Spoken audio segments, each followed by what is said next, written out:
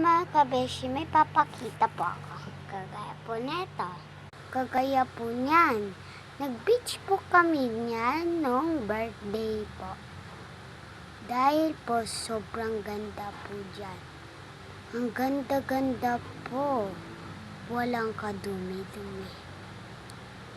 At ang ganda po ng pool. Di nyo lang. Okay po, dahil nakita nyo na po yun. Pinag-swimingan po namin. And sobrang na-appreciate ko po ito. Regalo. Diba? Ang ganda niya kasi sobrang cute.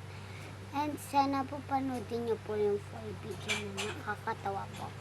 Kaya po, bye-bye po. Ano po yung gusto niyo pagawa po sa amin. Gagawin ko po kung mag-shopping. Po, gagawin ko pa. Apa. Bye-bye!